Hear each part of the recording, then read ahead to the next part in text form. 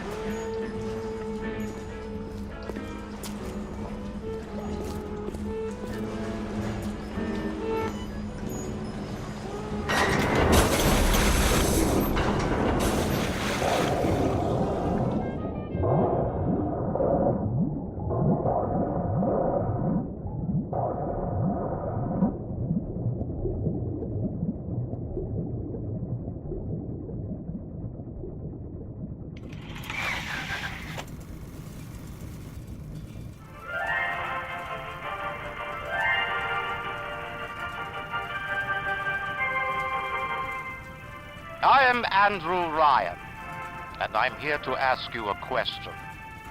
Is a man not entitled to the sweat of his brow? No, says the man in Washington, it belongs to the poor. No, says the man in the Vatican, it belongs to God. No, says the man in Moscow, it belongs to everyone. I rejected those answers. Instead, I chose something different. I chose the impossible. I chose rapture.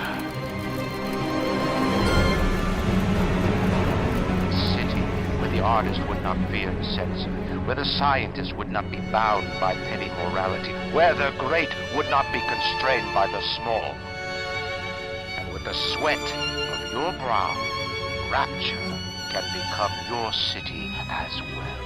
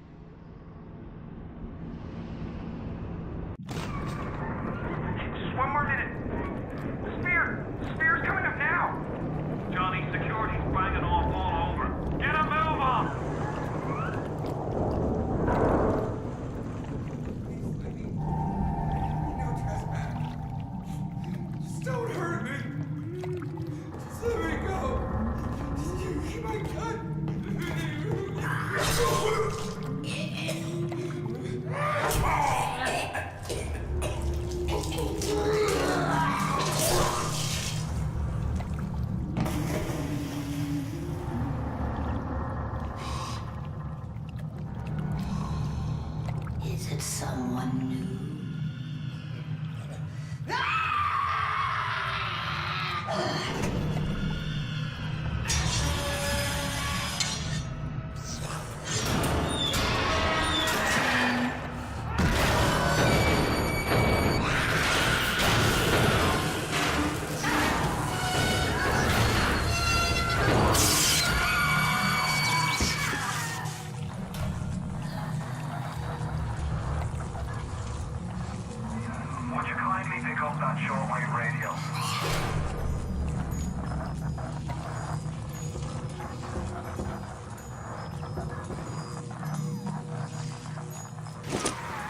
I don't know how you survived that plane crash, but I've never been one to question Providence. I'm Atlas, and I aim to keep you alive. Now keep on moving. We're gonna have to get you to higher ground. Take a deep breath and step out of the bathysphere. I won't leave you twisting in the wind. We're gonna need to draw her out of hiding, but you're gonna have to trust me.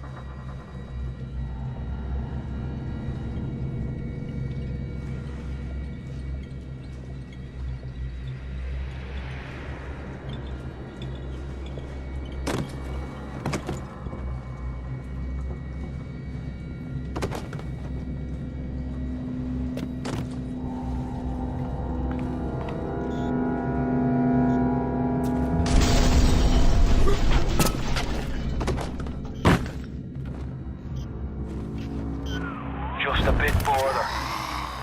How do you like that, mister?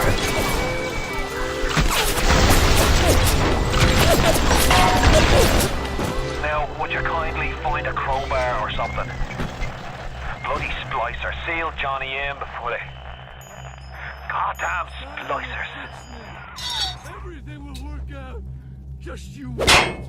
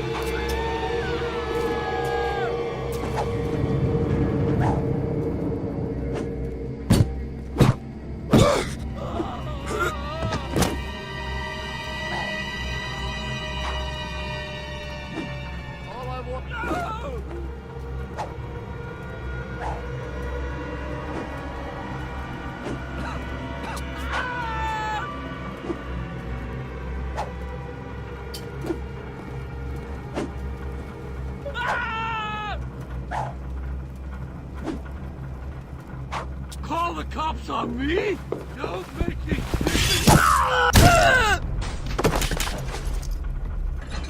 My daddy's smarter than Einstein, stronger than Hercules, and lights a fire with a snap of his finger. Are you as good as my daddy, mister? Not if you don't visit the Gatherer's Garden, you aren't. Smart daddies get spliced at the garden.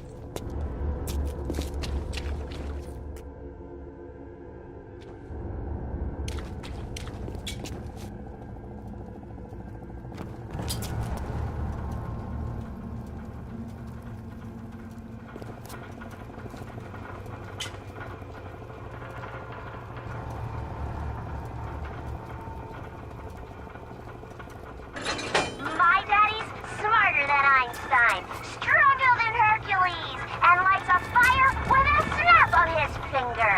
Are you as good as my daddy, mister? Not if you don't visit the Gatherer's Garden, you aren't. Smart daddies get spliced at the garden.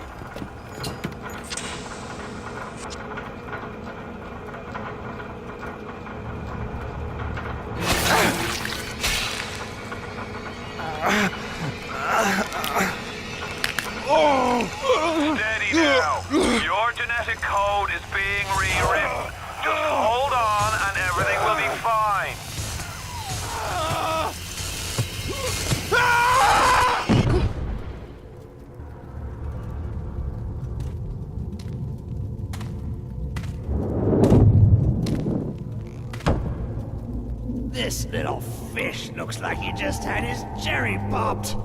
Wonder if he's still got some Adam on him.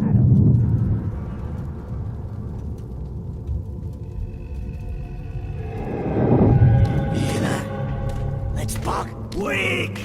You're a weak chopper. This little fish ain't worth towing it with no big daddy. Yellow, always have been.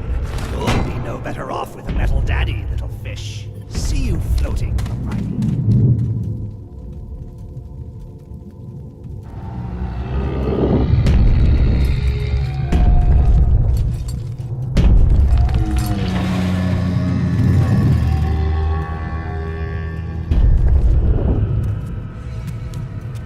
Look, Mr. Bubbles, it's an angel. I can see light coming from his belly. Wait a minute, he's still breathing. It's all right. I know he'll be an angel soon.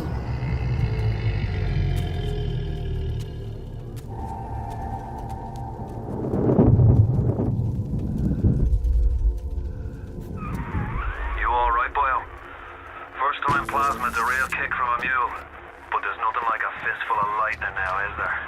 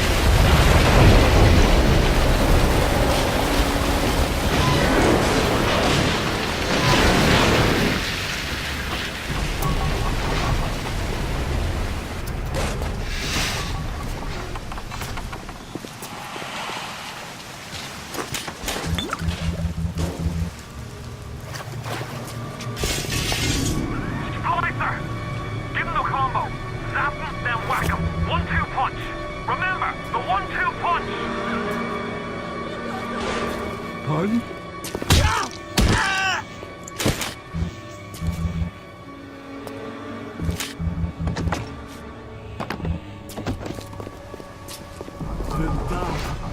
You're the color, you're the top, you're the little museum.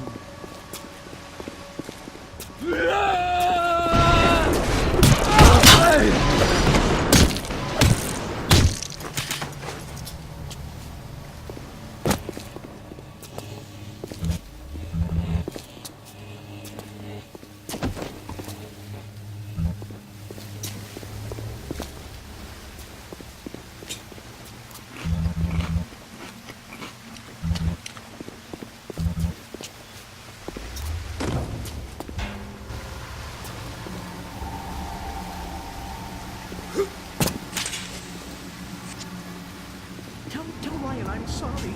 I won't do it again. No, please, don't do that. The whole thing will go. No!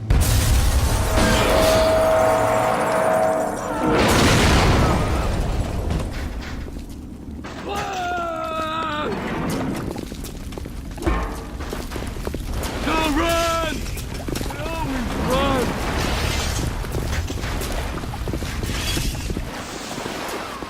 Come on! I just want to talk to somebody!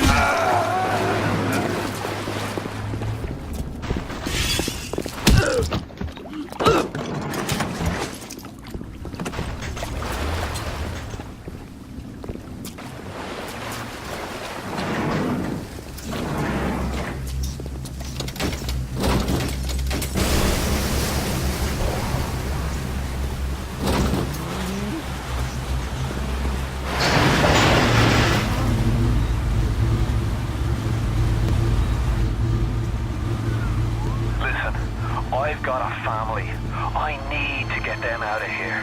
But the splicers have cut me off from them. If you can reach them in Neptune's bounty, then maybe, just maybe... I know you must feel like the unluckiest man in the world right now. but you're the only hope I'll ever see my wife and child again. Go to Neptune's bounty. Find my family, please.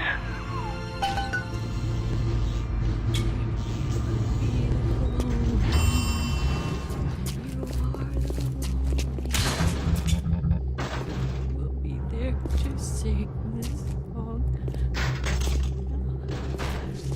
Mom's gone. And Daddy too. Wait. This has happened before? And none. Why aren't you here? Why is it today and not then when you were warm and sweet? Why can't Mommy hold you to her breast and feel your teeth? Oh, no. No, no, no, no.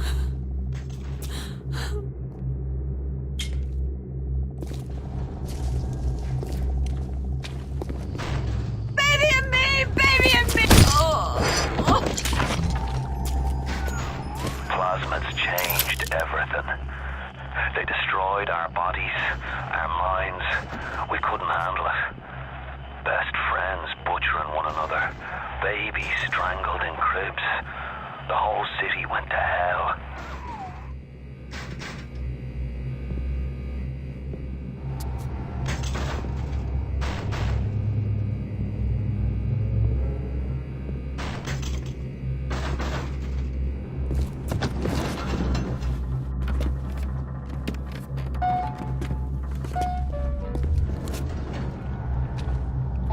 If I didn't care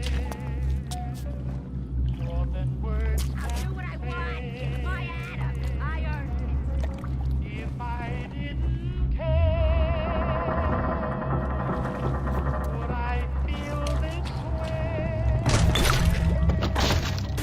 It isn't love, then why am I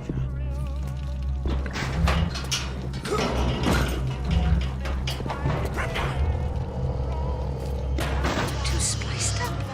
I'm too spliced up. Nobody's gonna want me. You open up! Hey, Brenda, you care to tell me why you've had a hole in the wall the size of Plymouth Rock coming out of your crapper going on 3 weeks now? Nah, I ain't saying I'm Shakespeare. I'm trying to run a respectable theater. I got working folk coming in from Port Neptune trying to catch a little diversion. And all I can think about is the stink coming out of your shitter. Get it fixed. You open up!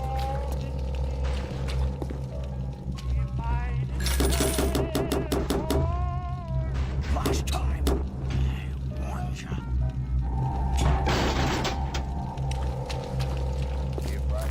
Brenda!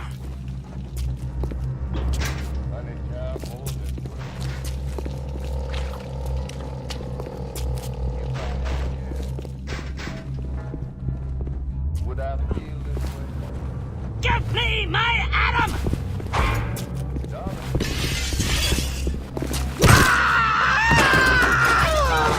Charlie! Charlie, where you going?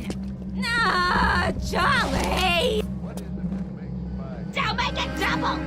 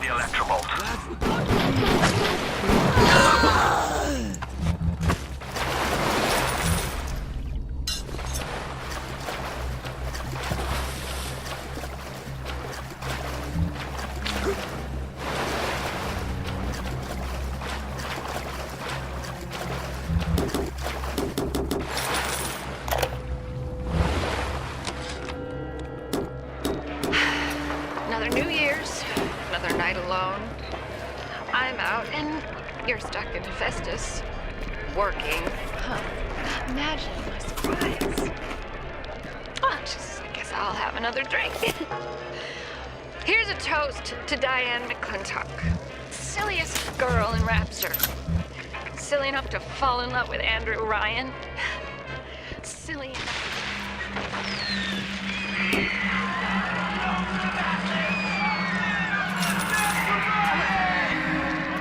What happened?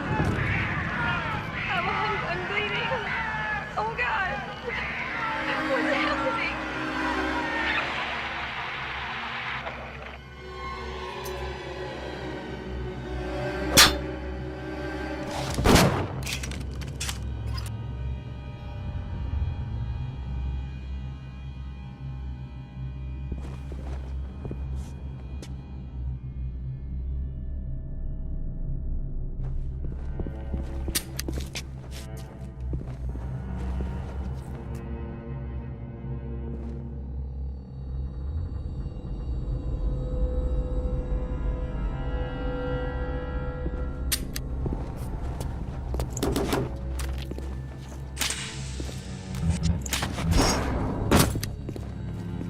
Where?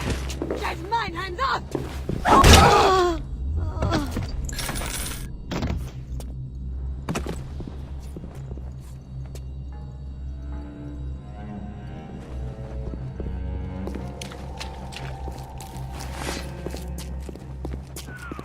Careful now. Would you kindly lower that weapon for a minute?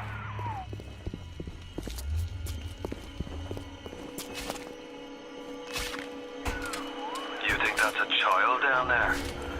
Don't be fooled. She's a little sister now. Somebody went and turned a sweet baby girl into a monster.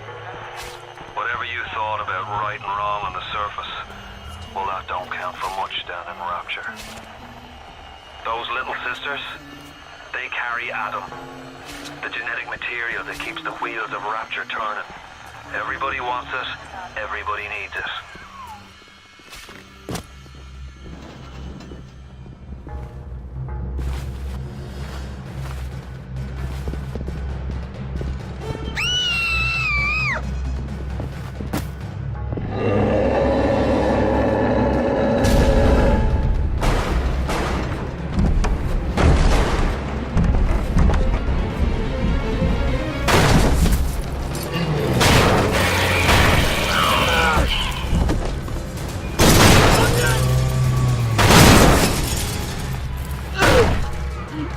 That's the big daddy. She gathers on him, he keeps her safe.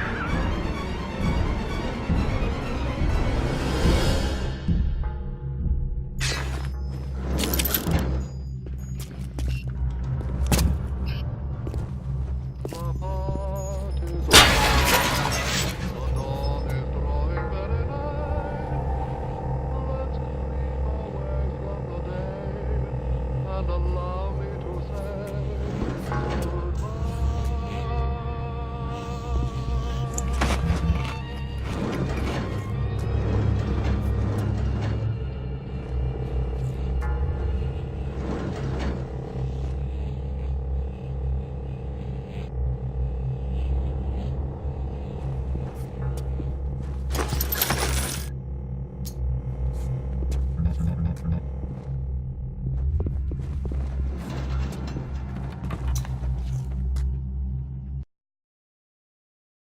Hey, I'm Jeff Keighley here in Boston to go behind the scenes to hear some untold stories about the making of BioShock with Ken Levine and Sean Robertson.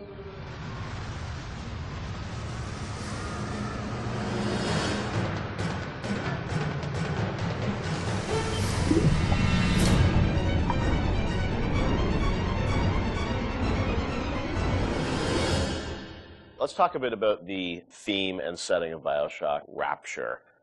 I think a lot of people, when they played the game for the first time, Ken, they wondered, how did you even dream up this place?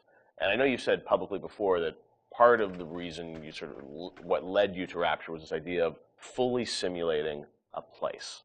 Tell us about that sort of idea and the frustrations you had with other games where you sort of hit a bound. I think our philosophy was always to do what we were doing 100% rather than try to do something bigger and do it 50% or 40%. So one of the ideas of, and this sort of came from System Shock 2 as well, where you focus on an area that you can really bring to life and you kind of eliminate the questions of, well, why can't I go over the bridge to New Jersey? So we were able to really make a place, I think, that felt believable and real, even though in actuality it was really quite limited. But we just sort of dressed it with all these buildings outside that were all, basically glorified fakes. We let the story drive what we needed to show rather than some kind of like predetermined map which we set down, which is a little different than like System Shock 2, where we actually mapped a spaceship out deck by deck. Yeah. Because I don't know what the philosophy felt a little different there, because you want to feel like a real spaceship that was sort of stacked on top of each other. But Rapture was free to sprawl across the ocean floor.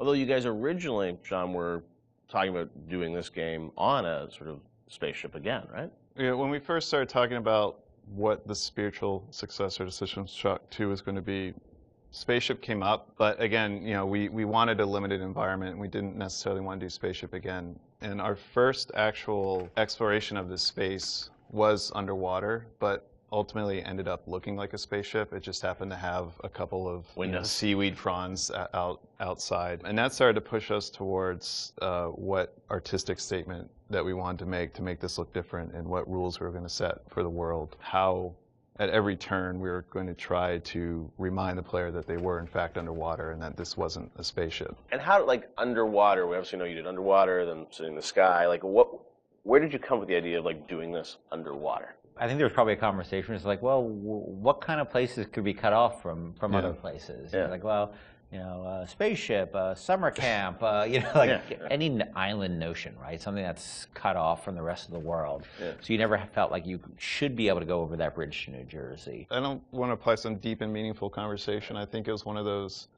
ideas that you just kind of say, and then everybody's, that sounds cool. Let's try that. Let's go for it. And I think it lended itself to having very nice views out the window without having to build an insane amount of unique assets. Right. By today's standards, we still were a small team back then. And there's an expectation that because you're underwater, the view distances are going to be short, so you can really kind of fade out into the fog at a short distance and not have the expectation that, why can't I see forever? So there's a lot of limitations in a good way that we put on ourselves by being underwater, as opposed to, like, if you're on a cruise ship, then you'd expect to see across the water, and we'd have to deal with that. Same thing with an island. Or and in you a have city outdoor in the sky. Yeah, exactly. Which was a lot more complicated, yeah. So you came up with the idea of, let's do this underwater, let's do this sort of isolated place. Then you had to answer the question of, why would someone build this? Is that sort of how it worked, sort of order of operations? You then had to come up with a story to explain? Yeah, I think we wanted a very believable reason why they'd be there. Right. And sort of the necessary isolation of the place sort of led to, well, what kind of person would want to do this? And I wasn't even particularly aware of the sort of political implications of what I was reading, but I've been reading, I had read The Fountainhead. Right. By Ayn Rand, and I mostly thought it was an interesting story. Like, I didn't realize that people were sort of basing their sort of political lives around it, because I wasn't that tuned in to that stuff at that point. And so, but I love the dialogue and the kind of speechifying in it, because you can see a video game character speaking with that kind of certainty and that kind of confident philosophy. It just seemed like a natural kind of thing to apply to this place. And so it just sort of all came together as a sort of who is the guy who would do this? Well, that character. He was sort of this amalgamation of characters from Ayn Rand's books and Ayn Rand herself. This sort of idealistic person who says, well, the only way to do this is to separate from the rest of the world. Right. And that led to Andrew Ryan. I am Andrew Ryan, and I'm here to ask you a question. Is a man not entitled to the sweat of his brow? No, says the man in Washington, it belongs to the poor. No, says the man in the Vatican, it belongs to God. No, says the man in Moscow, it belongs to everyone.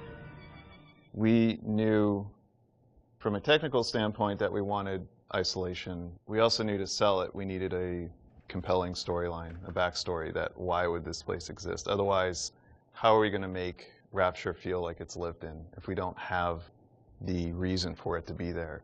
So once we decided on the underwater location and then the closed off spaces, that objectivist story kind of came in and made the art stronger and made the level design stronger because we could feed back into that loop. And I think that's why we had to have sort of Andrew Ryan's pitch right at the beginning of the game. We wanted people to understand why somebody would go there. And so he makes this very personal one-to-one pitch to the gamer, but also that was the pitch he made to people, which was, there's a place that you can be free of all these things, where you can not be sort of put upon by the government and not be afraid of nuclear war and not be afraid of all these other things that will plague you on the surface.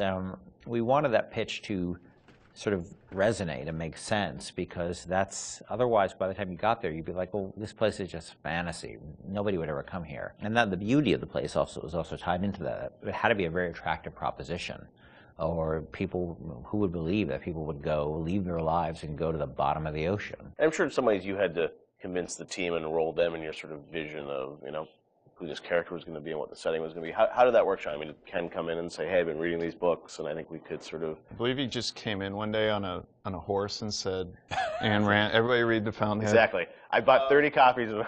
Yeah, I think, here's a 2,000-page book or something. Yeah, go read it. I mean, really, it was more organic.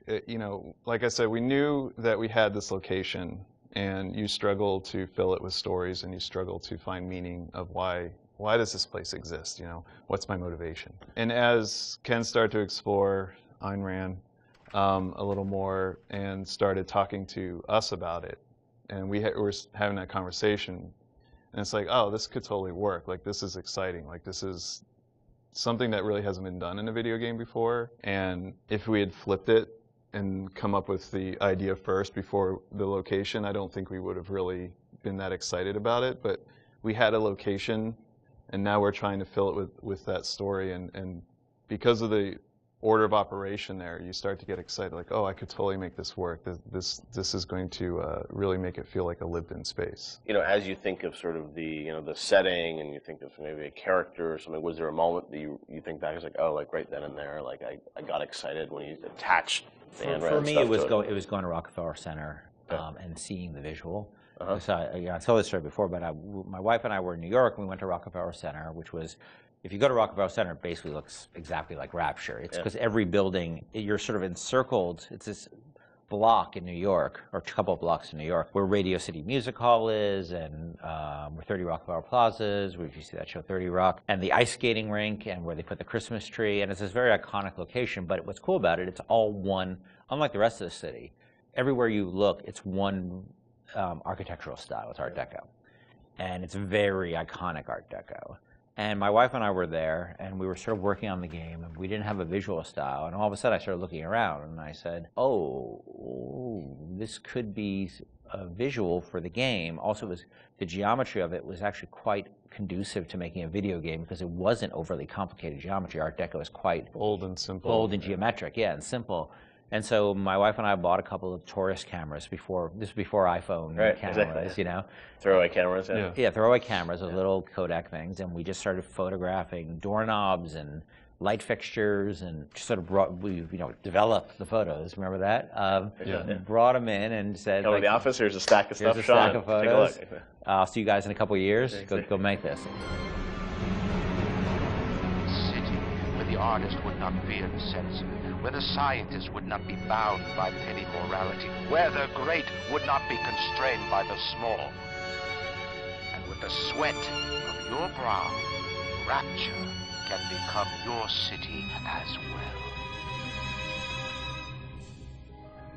So you had kind of a theme, you came up with an art style, some of the iconic characters, and then, you really had to build the narrative around it. And you've talked about, a lot of the themes in the game, and, greed, jealousy, sex, violence, all the things that sort of, drive us or what destroy us. And that was something I think that, as you thought about the story of the game, you wanted to, I'm sure, reflect some of those, right? Because I think people love the characters. It's sort of flawed in a way, and this is a world which is its own little microcosm, but had a lot of tension inside of it.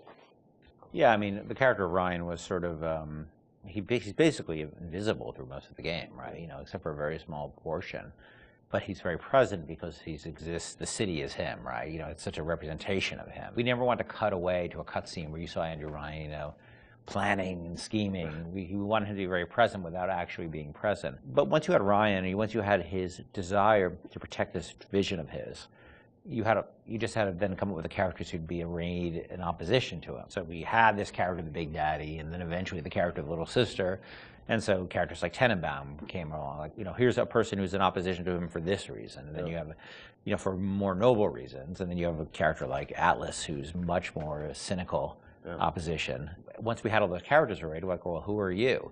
And, you know, you ended up being a sort of, you know, a pawn in the middle of all this opposition to Ryan. We just kept sort of homing in on that theme and making sure that you weren't, you know, eventually figuring out that you couldn't just be here by an accident, that you're an integral part of this story, even though you don't know you're an integral part of this story. You think you're just there by happenstance.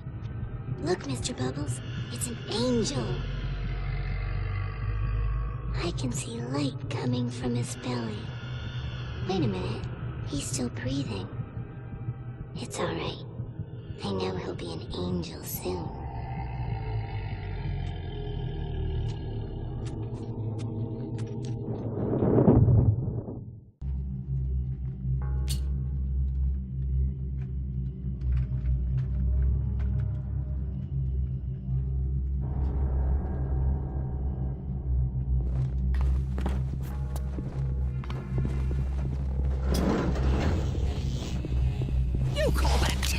I'm your better.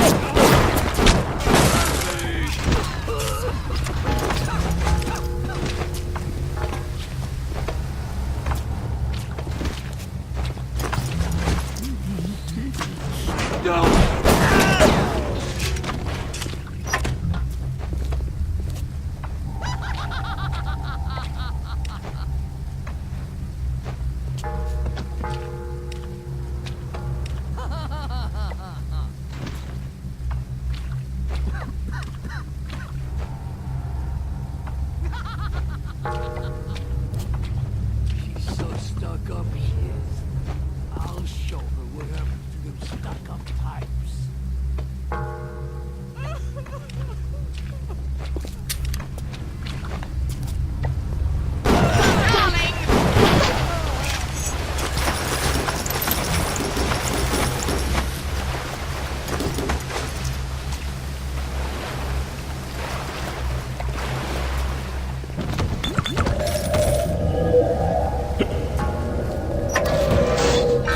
Security alert in progress.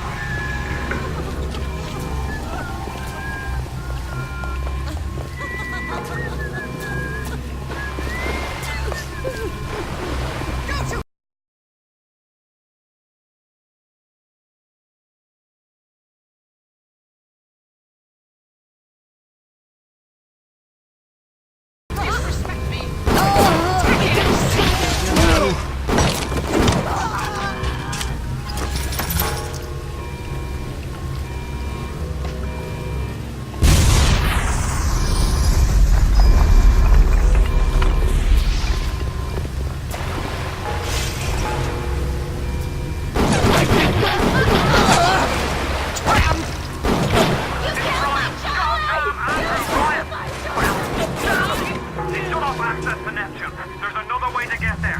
Head to medical. What are you waiting for? Go!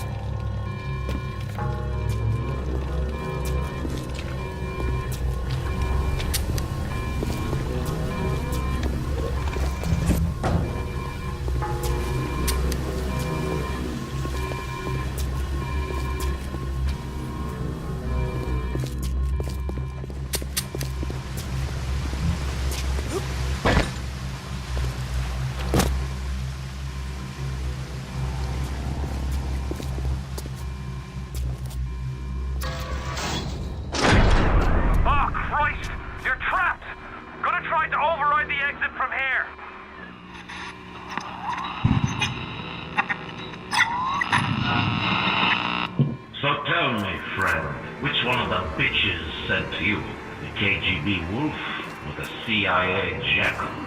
Here's the news. Rapture isn't some sunken ship for you to plunder. And Andrew Ryan isn't a giddy socialite who can be slapped around by government muscle. And with that, farewell, or до свидания, Jerry.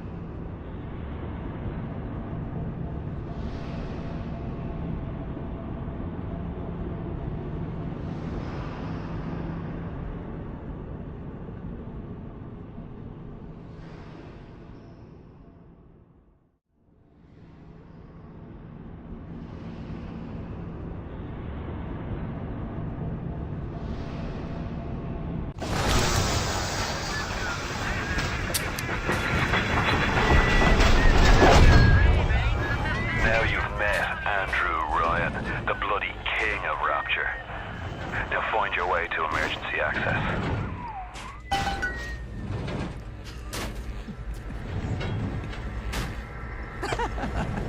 Oh, darling, darling, darling, you shouldn't have.